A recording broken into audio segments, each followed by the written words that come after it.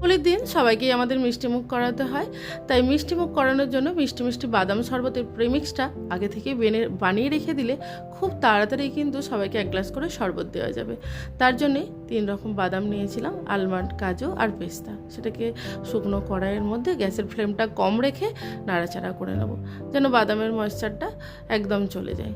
এবার তার মধ্যে কিছু দিয়ে দিতে হবে, যেমন 3 চামচ মৌরি দিয়ে দেবো।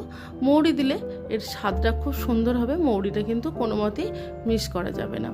তার দিয়ে দিলাম 2 চামচ পোস্তদানা আর 1 চামচ গোটা গোলমরিচ। গোলমরিচটা একটু বেশি দিলেও দেওয়া যেতে পারে। এবার খুব ভালোভাবে নাড়াচাড়া করে তারপর গ্যাসের ফ্লেমটা অফ করে গোলাপের যে শুকনো পাপড়ি হয় সেই পাপড়িগুলো দিয়ে দিলাম। দিয়ে ঠান্ডা করে পালস মোডে এই প্রিমিক্সটা আমি বানিয়ে নেব। একভাবে কিন্তু মিক্সিটা চালালে পেস্ট হয়ে যাবে। তারপর 1 কেজি দুধকে আমি ঘন করে 500 করে নিয়েছিলাম এবং তার মধ্যে দিয়ে দিয়েছিলাম 1 চামচ মতো এলাচের গুঁড়ো। এবার খুব ভালোভাবে নাড়াচাড়া করে এবার ফ্রিজে রেখে দেবো, বেশ একদম চিল ঠান্ডা হয়ে যাবে।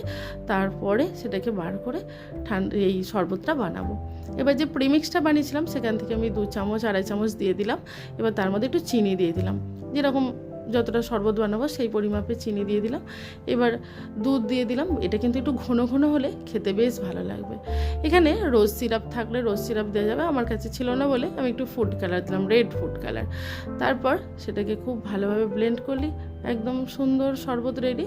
ওপরে একটুখানি পেস্তা আর গোলাপের পাপড়ি দিয়ে সাজিয়ে নিলাম।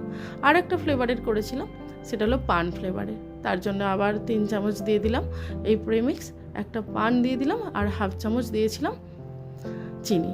এখানে একটু গুলকান্দ থাকলে কিন্তু খুব ভালো হতো, গুলকান্দের গন্ধটাই পান শরবতে বেশ ভালো লাগে। তারপর একটুখানি সবুজ যে ফুড কালার সেটা দিয়ে দিলাম, রঙটা তাহলে খুব সুন্দর হবে, দেখতেও ভালো লাগবে।